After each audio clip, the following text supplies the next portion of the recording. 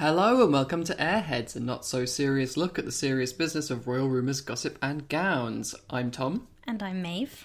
And we thought we'd be safe to hold off on our episode this week until after the Oprah interview with the Sussexes, but so much happened. I couldn't believe it. Like last weekend, after we finished the episode, we were talking and I was saying, like, do you think like Prince William and Kate Middleton are going to do something in the run up to the interview to try and pull focus from Prince Harry and Meghan Markle? What might the royals do? And I could not have expected it would be as massive as what we've seen this week. So we just wanted to do a quick, pretty rough episode and get it out as fast as possible ahead of the Oprah interview, and then we'll do our little recap early in the week after we've had a chance to watch it. So let's start right away with the first clips, the teasers from the interview that Oprah and CBS dropped. Yeah, just to get a sense, I guess, of how all of the royal drama unfolded this week. It really started with those first clips. And what was really interesting about these is that the people speaking in the clips were Prince Harry and Oprah, but not Meghan. Yeah. And we heard Harry talking about how happy he is that he's been able to go through this difficult process with Meghan by his side, and how he couldn't imagine how tough it must have been for his mother, Princess Diana. And we had Oprah asking Meghan in another clip, were you silent or were you silenced? Absolutely explosive clip. Oh my God. I was losing my mind watching that clip. I couldn't believe it because it was beautifully edited, because you just had Oprah's question and this lingering pause on Meghan, but she didn't say a thing. I know, it was so good. And you also had Oprah saying that no subject is off limits, and then later she said, you've said some pretty shocking things here. And I really feel like Oprah's not going to say that lightly, you know? Yeah, it really gave the impression that this interview is likely to be a lot juicier than we were expecting when we first talked about it a couple of weeks ago, and we thought that it would be a lot of them talking around things and maybe referring to the institution in a sort of detached way rather than naming names or anything like that. And maybe that will still be the case. But anyway, this was the sort of catalyst for an absolute meltdown in the palace. Yeah, this made you long for the days when the smear campaign was just, you're going to kill Philip by doing this interview. Like, at least that was simple, because what we got this week was a fucking shit show. So on Tuesday we saw the start of this smear campaign. It ran across several articles, several days in the Times, and it featured accusations of bullying, pointing out an instance where Meghan wore a pair of earrings that were given to her as a wedding gift by Crown Prince Mohammed bin Salman of Saudi Arabia, as well as assertions that Meghan had sought rejection from day one. She was both a bully and desperate to be a victim, apparently. So much going on here. Let us start with the bullying allegations. So the Times ran an extensive story with quotes from royal aides detailing an alleged complaint against Meghan during her time at Kensington Palace. And I would like to point out here that, you know, it is not completely out of the realm of possibility that Meghan and Harry did mistreat staff, because they are millionaires. They live a life of extreme privilege, and I don't think you or I are in the habit of defending millionaires or taking their side over regular people just trying to make a living under a horrible boss. Absolutely, yeah. That being said, the timing of these allegations is absolutely not a coincidence, especially as they date back to incidents in 2018, and yet we're only hearing about them days before the Sussexes' first public interview. Absolutely, yeah. The agenda behind them coming out now is just so clear. So the complaint back in 2018 claimed that Meghan drove two personal assistants out of the household and was undermining the confidence of a third staff member. The allegations were included in an email that was sent to Buckingham Palace's HR department in October of 2018 by Meghan's then press secretary, Jason Nauf, after reported concerns over her unacceptable, quote, behaviour towards staff. And I've heard his name pronounced Knauf and Nauf.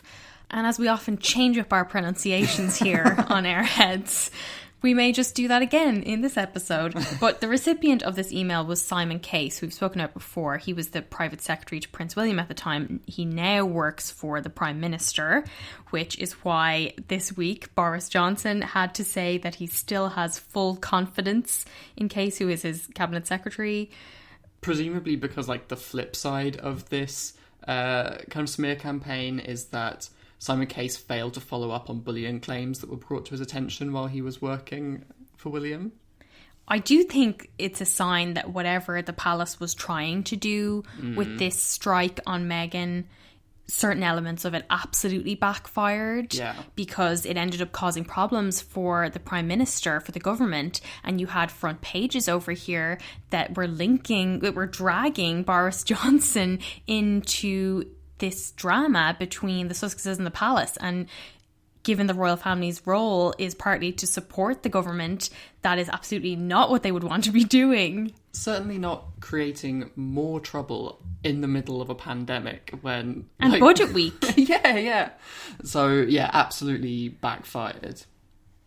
But back to 2018, a follow-up email from Nauf to Case went on to question whether the royal family's policy on bullying and harassment applies to principals. So that's like the members of the royal family. And he added that the palace's head of PR, Samantha Carruthers, agreed with me on all accounts that the situation was very serious. And now left his role at Kensington Palace a month later, though, as listeners of the podcast will possibly remember, he has continued to work closely with Prince William and Kate Middleton on their charitable foundation. The Times then also reports that tensions started shortly after the news of Harry and Meghan's engagement, when a senior aide spoke to the couple about the difficulties caused by their treatment of staff, to which Meghan is said to have replied, "It's not my job to coddle people." Yeah, and we asked our Instagram followers what they thought about this story and if anyone believed that there was truth to these claims. And a lot of people, particularly Americans, were saying that they felt that it was likely that there would have been a culture clash in terms of the different working culture in the UK and in the US. And I think it's clear that there definitely was, and we've talked about this before in terms of the 5 a.m. emails and things like that. Yeah. And Meghan wanting things done at a much faster pace and possibly being a lot more direct. We heard about that in Omid Scobie and Carolyn Duran's Finding Freedom. But this report in the Times includes quotes from palace aides who felt that Meghan's behaviour went beyond American straight talking. And they said that Harry and Meghan were outrageous bullies, that former staff members felt Meghan had humiliated them, had made them feel completely destroyed, terrified and broken. One aide, anticipating a confrontation with Meghan, told a colleague, "I can't stop shaking." And the language is very interesting in some of these cases, like when a source says that nothing was ever good enough for Harry and Meghan in reference to their treatment of a former staffer who had worked for the royal family for 17 years. Like, is it possible that Harry and Meghan expected different standards or, like, wanted to work at a different pace than what the royal household had been used to? I think that's very likely. I think a big criticism that a lot of people had about this piece in the Times is how vague it was and that there weren't specific details about what the arguments had been about or what Meghan had gotten so worked up about, allegedly. And later in the week, we did hear some more details, again, very vague details, of what Meghan supposedly fought with staff over. The Sun reported that rows were sparked when Meghan was told by aides that keeping clothes sent by fashion labels was against royal protocol. And they quoted a source who said, "As an actress, it was perfectly acceptable to take freebies sent by fashion chains and designer labels, but Meghan had to be told it was not the done thing when you are a member of the royal family." Got sirens going off here. I can think of one member of the royal family to whom this rule doesn't seem to apply. Who was very recently wearing freebies. And we did say she got a pass for this because it was a freebie, a necklace that Kate Middleton was gifted by a jewellery designer during the Ireland tour last year. Yeah. And she brought a lot of attention to this Irish jewellery designer because she wore it in public a handful of times. It was the necklace with the initials of George, Louis and Charlotte, that lovely necklace that she's worn. But anyway, that is a very recent example of how this royal protocol apparently doesn't apply to every member of the royal family. Yeah. The Sunday Times had another anecdote today from a senior royal source who claimed, soon after the engagement, Meghan hosted a shooting party at Sandringham for Harry's friends. She ordered personally embroidered blankets for each of the guests in red. When they arrived, they weren't the right shade of red for Meghan, and she went mental at Melissa Tubati, her former PA. I mean, I feel like I've been in this situation with bosses in the past. Like, yeah, you know, it's not uncommon. When something like this goes wrong, if you're a person who has exceptional attention to detail, it will make you angry because it can spoil the whole gift or whatever. I'm not saying that it's okay to then shout at your staff about it. Oh, no. But, you know, these are professional tasks that you're meant to get right. And then, you know, there are professional ways of dealing with them when they don't go right. But I can definitely see how this situation could arise. There also seems to be the suggestion in that original Times piece from Tuesday that the palace may have been covering up the bullying complaints to protect Meghan, and that actually they were supporting her. And they quote a source who said, senior people in the household, Buckingham Palace and Clarence House, knew that they had a situation where members of staff, particularly young women, were being bullied to the point of tears. The institution just protected Meghan constantly. All the men in grey suits who she hates have a lot to answer for because they did absolutely nothing to protect people. And this really did make me think, because it is a double-edged sword, this smear campaign, because it makes the institution of the royal family look, if anything, worse than Harry and Meghan, because, like, I think the claims against Meghan are very vague, and the timing of them makes them, like, super suspicious. But what isn't vague to me is that the royal household is so shit at processing any kind of complaints, or, like... Their HR is not up to scratch. There's no consequences for any actions, even if they did happen, you know? Honestly, I was surprised that they had a HR department. Yeah, me too. Let's read, though, the statement from the Sussexes, which honestly I found a little bit clumsy, but let's get into it. Let's just call this what it is, a calculated smear campaign based on misleading and harmful misinformation. We are disappointed to see this defamatory portrayal of the Duchess of Sussex given credibility by a media outlet. It's no coincidence that distorted several-year-old accusations aimed at undermining the Duchess are being briefed to the British media shortly before she and the Duke are due to speak openly and honestly about their experience of recent years. The Duchess is saddened by this latest attack on her character, particularly as someone who has been the target of bullying herself and is deeply committed to supporting those who have experienced pain and trauma. She is determined to continue her work building compassion around the world and will keep striving to set an example for doing what is right and doing what is good. Did we need that last part? Yeah, maybe it went a little bit far. I do like that they spoke out in such strong terms, and it obviously must be very satisfying for them that now, when claims like this come up, that they are able to deny them so forcefully. Yeah, I agree, and they can at least put out exactly what they think about the allegations. At the same time, I do sometimes wish they would rein it in a little bit and just be a little bit cooler. Yeah, I would like them to be a little bit cooler about some of these things.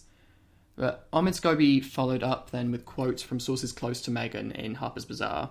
His report claims that the subjects of Nav's email complaint weren't aware that he had sent an email to HR and that neither of them had actually made complaints of their own. And the source said, when it became known to the two individuals, they each asked for the matter to be rescinded and for it not to become an official complaint. He also talks about Melissa Tubati, the former PA that Meghan apparently got mad at about those red blankets. And he said that she had reportedly left Kensington Palace after being driven to tears by Meghan, but according to his sources, she had actually been dismissed by the couple due to misconduct. And this emerged in court documents from Meghan's privacy case against the Mail on Sunday, though he said he wasn't able to repeat what the misconduct was. And I don't think you put these things in a court document if the misconduct is just using the wrong embroidery thread. Ahmed Scobie also spoke to a friend of Meghan's who said, I hate to say it, but find me a woman of colour in a senior position who has not been accused of being too angry, too scary, too whatever in the workplace. And I would add that this is an even bigger problem for black women specifically. And it is remarkable that all of the attacks that we've seen this week were razor focused on Meghan alone. It was always Meghan the bully Meghan, not Meghan and Harry, not the Sussexes. Yeah. And I think this is the crux of it, really, as many people rightly pointed out this week, that black women are often branded as bullies by those who see them as a threat in an attempt to silence them, and how that really taps into the racist and misogynistic trope of the angry black woman. Yeah, Tiwa Adebayo said in a piece for Grazia, by calling Meghan a bully, her detractors are exploiting the well-known angry black woman trope, which, rooted in centuries of slavery, is a social control mechanism that is employed to punish black women who dare to disobey societal norms that encourage them to be passive, non-threatening and unseen. In Meghan's case, the image of her as a bully was enhanced by the portrayal of Kate Middleton as a victim. Yeah, and we've talked about this before in the examples of Meghan allegedly making Kate cry, these stories that kept circulating about tights, the bridesmaids' dresses or the little girl's tights, ever more ridiculous instances of the white woman's tears. But she goes on in this piece for Grazia, when used in relation to a woman of colour, the term bully is so often code for having ideas above one's station, refusing to be defined by the narrow box that society attempts to put us in.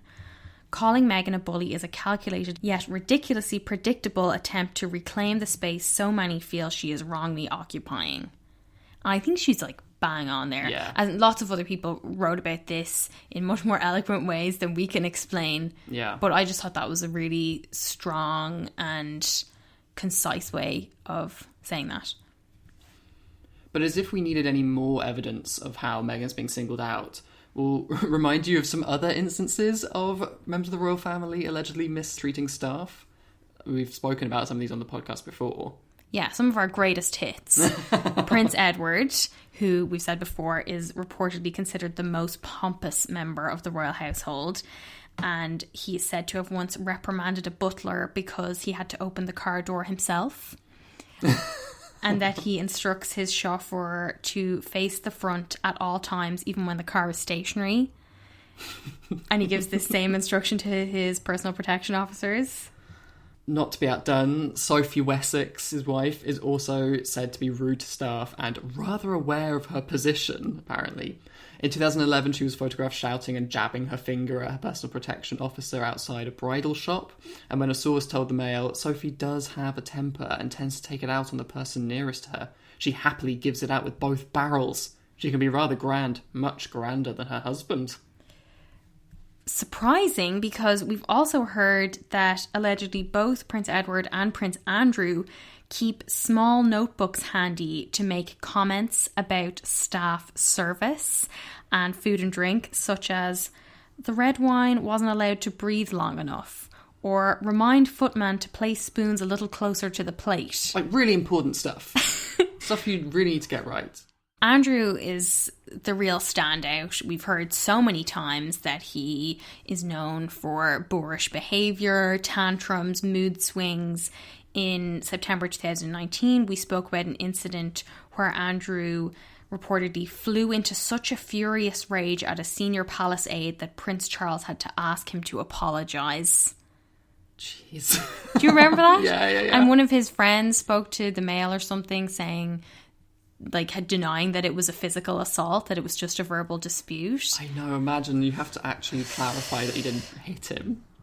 He did hit some closed park gates in 2016, the notorious tantrum when he didn't want to drive the long way home, so he rammed into the gates of Windsor Great Park with his Range Rover rather than taking a 1 mile detour to get to his house. It's absolutely ridiculous that this is the kind of thing that they didn't even bother to look into. I know, and I was reading some of the sort of highlights of Andrew's boorish treatment of staff in The Sun, and they had a quote from a former royal aide who said, "I've seen him treat his staff in a shocking, appalling way. He's been incredibly rude to his personal protection officers, literally throwing things on the ground and demanding that they fucking pick them up." No social graces at all. I mean, fucking hell. Private Eye also reported that during his Pitch at Palace events, Andrew's staff knew they had to make copious notes and hold up recording devices while he was speaking, so that he knows that they are giving them the adoration he is confident he deserves. What a prick! What an absolute prick. I think the thing is with these allegations against Meghan, like you said, like it's perfectly believable that millionaires treat staff in a cross manner sometimes, and that they have very high standards. None of the things that have been alleged about Meghan come anywhere close to this kind of shit about the other members of the royal family. So even if they are true, they should be looking at the other members of the royal family even harder than they are at her. Yeah, and, you know, we could talk about this all day, but we've got other stuff to get onto, so I would just point you, you know, if you want to hear more about what it's like working for the royal family, we actually did an episode on this called Whispers from the Servants' Hall, where we talked as well about some former staffers who took cases against Prince Charles for unfair dismissal and racist abuse, if you want to hear any more about that. But in very surprising and what's been described as an unprecedented move, on Wednesday, Buckingham Palace released a statement regarding the bullying claims. They said, "We are clearly very concerned about allegations in the Times following claims made by former staff of the Duke and Duchess of Sussex. Accordingly, our HR team will look into the circumstances outlined in the article. Members of staff involved at the time, including those who have left the household, will be invited to participate to see if lessons can be learned. The royal household has had a dignity at work policy in place for a number of years and does not and will not tolerate bullying or harassment in the workplace." Except they clearly fucking do. They do tolerate it. This was so shocking to me. It's, as you said, a very rare kind of statement to speak out on something like this, and to announce that they're launching an investigation is so dramatic. Yeah. And so transparent, I think, because, you know, they've faced these kind of claims about mistreatment of staff on so many occasions before. It's kind of a cliche about the royal family. Yeah. That the pay they're is shit. Spoiled brats. And they're awful, yeah, exactly. But I'm wondering what is going to happen with this investigation. You know, I don't believe that they can actually investigate themselves in any kind of comprehensive, impartial way. But I wonder, will they have to make the findings public? Will this open up a sort of Pandora's box where all kinds of people can report other incidences of mistreatment by other members of the royal family? That's what I would absolutely love to happen in this case. Like, everybody who's ever had a problem with them should now come forward and say, "Oh, well, while we're at it, remember when this happened?" Let's talk about the earrings. Yes, so another one of the Times articles said, "The Times can also reveal that the Duchess wore earrings to a formal dinner in Fiji in 2018 that were a wedding gift from Crown Prince Mohammed bin Salman of Saudi Arabia, who is said by US intelligence agencies to have approved the murder of the journalist Jamal Khashoggi. The dinner took place 3 weeks after the killing. At the time, it was reported that the earrings were borrowed. The Duchess does not deny this is what she said, despite being aware of their provenance." The report went on, when the Duchess wore the earrings in Fiji given by the Crown Prince, she told aides who were preparing to brief the media about her outfit for the state dinner that they had been, quote, borrowed from a jeweller, a source said, an explanation that was widely reported. This was 3 weeks after the murder of Khashoggi at the Saudi consulate in Istanbul. Lawyers for the Duchess said she may have stated they were borrowed, but did not say they were borrowed from a jeweller, and denied that she had misled anyone about their provenance. And I have to say, like, pretty disappointed when I read this. This was the part that really stuck out to me. Yeah. Any regular listeners to the podcast will know that we find the whole royal jewellery collection absolutely reprehensible, and particularly because so much of it comes either from criminals, corrupt royals, corrupt state leaders, and not to mention there are so many items in there that are stolen. Like, we talked quite a lot about how they should return the Koh-i-Noor diamond, and that was just picking one example.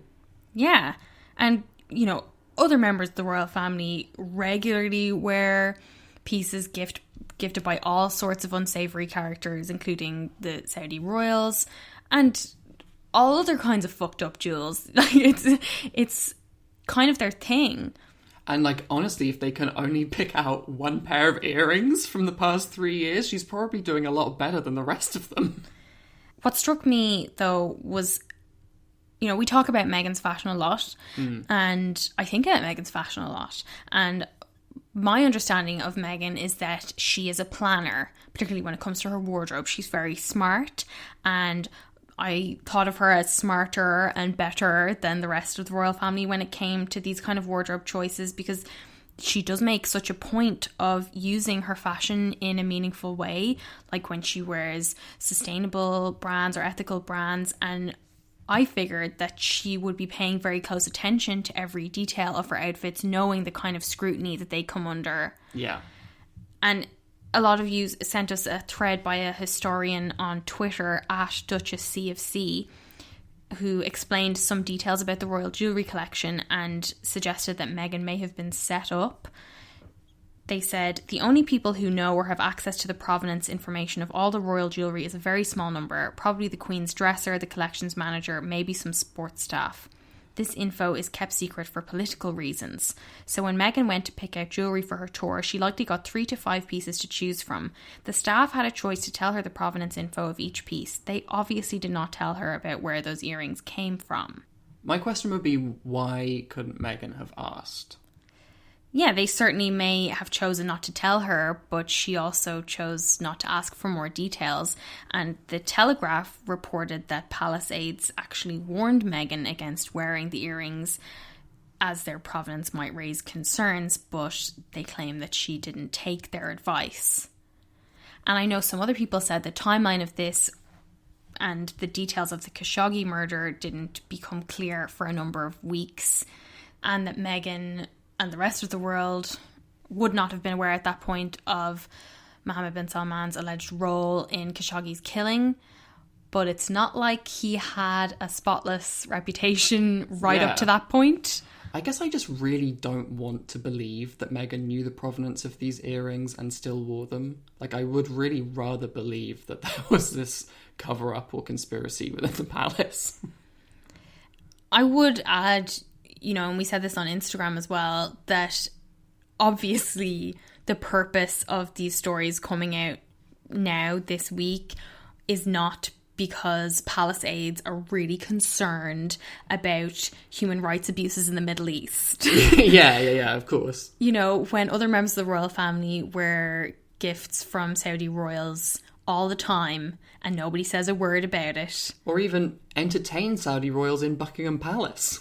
Yes, as the Queen did when she received these earrings on behalf of Harry and Meghan before their wedding. You know, and likewise with the bullying stories as well. It's not that they're deciding now is the moment to crack down on workplace bullying. Yeah. It is a blatant and coordinated attack on Meghan's character and an attempt to undermine her ahead of the Oprah interview. And, you know, lots of people have said it. It bears repeating. The fact that the royals chose to do this, to coordinate this, while Meghan is pregnant, an at-risk pregnancy after recently suffering a miscarriage, completely tears apart any suggestion that they really are concerned about the health of their family members. You know, we've heard so much about how it's so insensitive of Harry and Meghan to be doing this Oprah interview while Prince Philip is in hospital, and yet it's somehow fair to mount this campaign against Meghan at this particular moment when she is pregnant. Yeah, I mean, I don't think it's overstating it to say that they are putting the life of her child at risk by doing this. Like, the amount of stress that these kind of allegations can cause. And I do think people are going to come at us and say, how could we even entertain the possibility that any of these things could be true? But I just think it actually, to me, doesn't even matter whether these are true. Like, there are ones that I don't want to believe, there are ones that I can see could possibly be true, but none of these allegations are as bad to me as what the royal family are doing to her right now. No, of course not. Of course not. Yeah. And we're not alone in thinking that, because there was a major retaliation to these stories.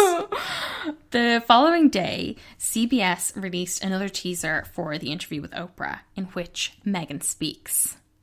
She says, I don't know how they could expect that after all of this time, we would still just be silent if there is an active role that the firm is playing in perpetuating falsehoods about us. this was such a direct response to the articles. I couldn't believe it.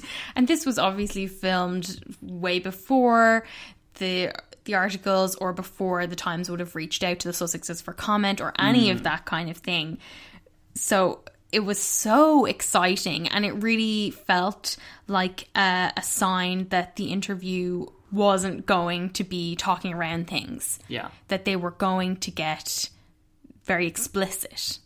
Yeah, and I just had such a clear image in my mind of Meghan and Oprah in the control room, both taking out identical keys, putting them into identical keyholes, looking each other in the eye, turning them and saying, release the clip. Because this was like, oh, it was such an incredible shot fired. Absolutely. And there was another clip then released a bit later in the week where Oprah and Meghan were talking for a little bit longer, and Meghan spoke about how liberating it is to have the freedom to say yes to this interview after previously turning down an interview with Oprah. And that seemed to be more of the kind of vagueness and talking around things that I had been expecting when we first talked about it. Yeah. So maybe there'll be a sort of balance between the two, because I don't think we said this on the last episode, but it's been extended from 90 minutes to 2 hours, and you don't do that if you just got sort of vague comments. I think even in that clip you got Meghan's little allusion to the fact that when she was talking to Oprah on their phone that first time, her comms team was sitting in monitoring the call. So yeah, and we didn't say actually with the more explosive clip the fact that she said the firm. Oh yeah. Was really striking, because I don't think that's a term that the royal family use in public about themselves. Apparently it was coined by Prince Philip, but they generally don't use it, you know, in public anyway, to describe the royals. So to use that very cold, clinical term was very illuminating, I thought. Yeah, they're like mobsters who have clearly drawn up their battle lines with all their henchmen in their aides, the various players in the British press. But the Sussexes have also drawn their battle lines. We obviously have General Oprah, but a ton of their friends spoke up as well. Yeah, I was really curious about whether this was some kind of synchronized event, because in the space of a couple of days, you had a ton of people, including the actress Janina Gavankar, the one who took the Sussexes' Christmas card the year Archie was born, Meghan's Suits co-star Patrick J. Adams, who played Mike Ross. Yeah. And is also married to Troy Belisario from Pretty Little Liars, which is just as important to you and I. Absolutely. The creator of Suits, Aaron Korsh, a couple of different writers on Suits, one of Meghan's longtime friends, Lindsay Jill Roth, and a film director and another friend of Meghan's called Silver Tree, who posted a carousel including an unseen picture of Archie and then deleted it and re-uploaded it without that picture. But I was so interested because, you know, these people are not British. Yeah. And they were able to speak out against the monarchy in such strong terms. Yeah, you're not going to get fucking David Beckham saying any of this shit. But Patrick J. Adams in particular was really tearing into the monarchy. He talked about the shamelessness of an institution that has outlived its relevance, that it's overdrawn on credibility and apparently bankrupt of decency. Like the anti-monarchist group Republic pointed out how North Americans are so much less constrained in their criticism of the royals. And they're exactly right. Like, it's so great. Like, it's so thrilling to see for you and I to see such full-throated disdain for the monarchy. That's exactly how we feel. I also really liked, I mean, he was very much focusing on the royal family, but obviously a lot of Meghan's friends were talking about her character. And I liked this tweet from Angela Harvey, who was one of the writers on Suits, who said, "I worked on a set in Toronto with Meghan when Meghan was on Suits. The ADs, PAs, and other crew on my show who had also worked with her loved her. Loved. Set dynamics being what they are, I do not believe this bullying narrative for a microsecond." And I thought this was such a key player to have on your team because, you know, this isn't like a personal friend of Meghan's particularly. This is someone who worked with her. It's also not an on-screen colleague. It's someone, you know, behind the scenes. Yeah. And who can give accounts from the crew. Who, you know, you hear a lot about how celebrities and actors, you know, are very nice to other people in the public eye. Yeah. But not so nice to the people behind the camera or in the writer's room. So I thought this was like a really good indication of what Meghan is like. But after all the messiness of the smear campaign and the back and forth, the Cambridges would have us believe that they've had absolutely nothing to do with it at all. Despite the fact that so many of the details that we've heard this week clearly came from Kensington Palace employees. Yeah. And in my mind, a lot of this has Kensington Palace, particularly Prince William's fingerprints. Yeah, I think so, because it seemed to me that the royals were fairly content with their, if you go ahead with this Oprah interview, you might kill Philip, as like the main putting pressure on Harry and Meghan. And then suddenly, out of nowhere, comes all this stuff about bullying, all these leaked kind of emails and things like that. And like we said, so much of this is double-edged, and it makes the institution of the royal family look like absolute shit. And it has endangered the relationship with the Prime Minister. Like, there have been far-ranging consequences from this that, to me, just reek of like a poorly thought-out will plan. But they got a a nauseatingly glowing article in Page 6, which had a source who said, "William and Catherine could not be more discreet. They don't want to get involved in this public bitch fest. But I'm sure that William is desperately sad about all this. Even when Harry spoke about the fallout with William, there was no briefing from them. And by saying nothing, that is the smartest move." But at the same time, you had people like Peter Hunt, the former royal correspondent for the BBC, writing in The Spectator that when things are going well, there are no leaks from Will's side. But when things aren't going well, such as now, the words that we're hearing from sources close to Will are completely believable, which is kind of as close as you can get to saying that Will may have or authorised these leaks. And if this is coming from somebody who is as expert as he is, then that carries a lot of weight for me. I was surprised to see this in Page 6 as an American outlet. Do you think they're trying to do international PR for the royal family? Well, I wonder, because it's always interesting when you see stuff like this in American publications, whether it's in something a lot friendlier like People magazine or in Page 6 or Us Weekly or something like that. Yeah. But they did also post a video of themselves on their Instagram on Friday talking to the parents of a 12-year-old boy who had reached out to their Shout text helpline when he was considering taking his own life. Shout is obviously a very good, useful service that helps people. At the same time, I just think this is absolutely not the week to be doing anything related to mental health. Yeah. Like, do something about climate change this week if you're going to pretend to do any work. Like, the image of the two of them speaking about mental health while there is this very noisy attack on Meghan going on, which to many people reeks of the Cambridges, or specifically Will. It strikes me as hypocrisy. Absolutely. I mean, especially as, you know, this service is all about reaching out.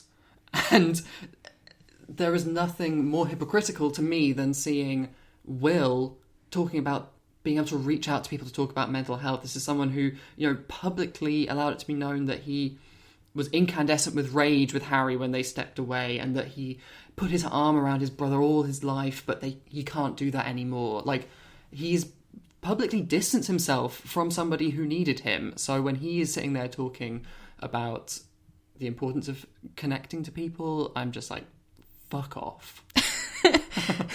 Something that's been really interesting to me this week, though, is how Prince Charles has been totally absent from this conversation. Like, we're hearing a lot about the Sussexes at war with the Queen, and the Queen investigating the bullying complaints, and obviously all the stuff about Kensington Palace has to do with Will and Kate. But Charles is nowhere. He's getting out of this scot-free. He has nothing to say about his son and daughter-in-law. He's, maybe he's smarter than I give him credit for. He's waiting to see... Maybe he's slimier than you give him credit for, He's Tom. waiting to see what happens and who comes out on top, and then he can either say that he had nothing to do with the smear campaign, or he can claim credit for it. I want to talk about my favourite story of the week, a story that made me shriek with laughter. Oh my god, this was an exclusive in The Sun.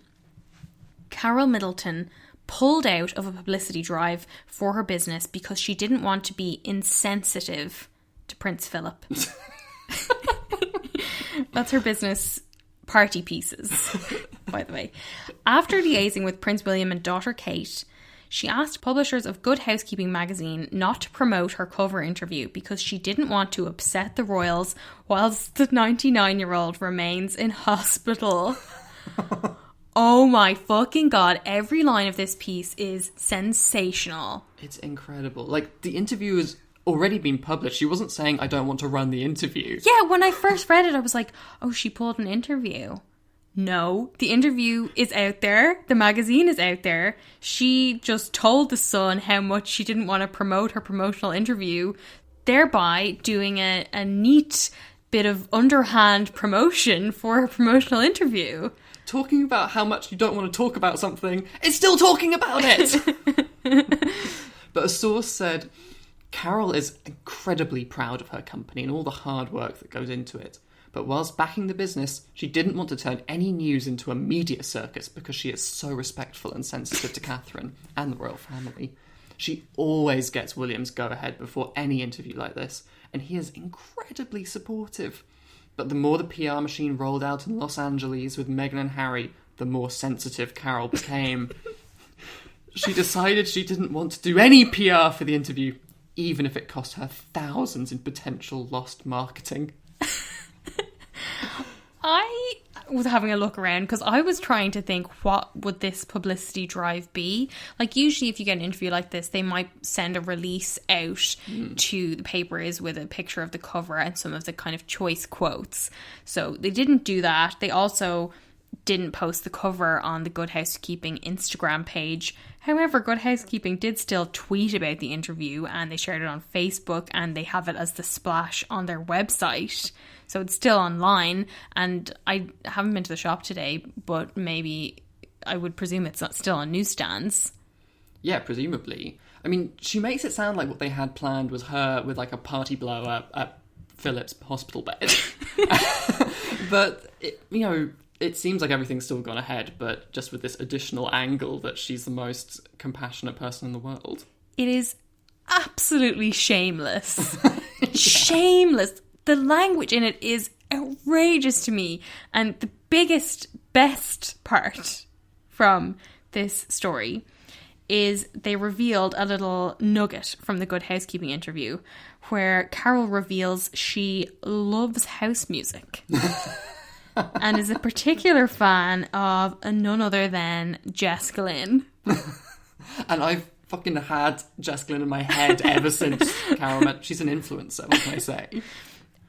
At the moment, I get up and dance to Jess Glynn, so the family tease me as I always put her on. People are often surprised to know that I love house music, something with a good beat. And so does Mike. That's her husband, Kate's dad. Something with a good beat is so funny. It's like, no disrespect to Jess Glynn, but the very most basic choice you could say if you said you loved house music. So, perfect sense. That's great. Thank you so much for that story, Carol Middleton. But while we're obviously incredibly excited to watch this interview, I can think of someone who will absolutely not be watching. And that's the Queen. Sunday Times reports the Queen will not watch the Oprah interview. She will instead go on a charm offensive this week to show that the royal family is focusing on the big issues. A senior source has accused the Sussexes of undermining the work of the monarchy and said, the mood in the family is, can everyone just shut the hell up and can we just get on with the day job? Is this shutting the hell up by going and talking to the Sunday Times and having this on the front page of the Sunday Times? Is the Queen not so embarrassed about how often she's talking about how much work she's got to do or how much work she's trying to get the rest of them to do? It's mortifying. She will apparently increase her official engagements over the coming days to leave the public in no doubt about where the focus is. A source close to the Queen said, "You will see next week." Let's remember this, Tom. Her Majesty has quite a few things going on. How many is quite a few? I don't think anyone should expect Her Majesty to stay up and watch the interview. She won't. What should Monday really be about? Children going back to school, the effectiveness of the vaccine programme. These are the big issues the royal family wants to focus on, not news about the circus that is Oprah and all things Sussex. I thought it was so funny, the thing that she won't stay up and watch the interview, because like it's when it's on ITV, it's being broadcast at 8 p.m. So what time does she normally go to bed? Well, maybe they thought she'd be going on Mr. World Premiere like everyone else. The Sunday Times also reported that aides warned that the palace is, quote, prepared to retaliate with fresh disclosures about the couple's behaviour if they attack the monarchy. The official line from the palace is that the institution will keep a dignified silence about what emerges.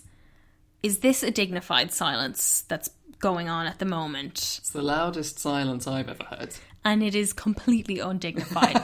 I think it was Carol Cadwallader, the Observer journalist, talking about how humiliating this is for the UK, that the whole world is laughing at, at Britain, and that it is ruining their reputation on the world stage. Which I quite believe, yeah. Like, it is so embarrassing. Like, it's so petty. Senior sources warned the interview was a high-stakes move. The response will depend very much on if they go after the institution or the people. They said, the actual worst instances haven't come out. There are some harrowing stories to tell. I've had some teary conversations with people this week. And another palace source said, they are playing with fire. It's very high stakes because there's a lot that could come out in the wash that hasn't been told. I mean, I don't know about anybody else, but this just always brings home the fact that, like, oh, so all of you people have, like, despicable stories about all of the royal family that you don't want anyone to know about, and now you're saying that you can use them as ammunition. Like, make them all public. Yeah, and this idea that you care about these people who have harrowing stories and that have been crying on the phone to you, but only so much as you can use that as something you can weaponize against Harry and Meghan in this sort of war between you. And if Harry and Meghan don't say anything bad enough, then you won't use the stories. You just pretend you never heard it in the first place. There's also this discussion about the ongoing debate over whether Harry and Meghan will be stripped of their Duke and Duchess of Sussex titles. Such a move was described as a big step that could tear up the Sandringham Summit agreement.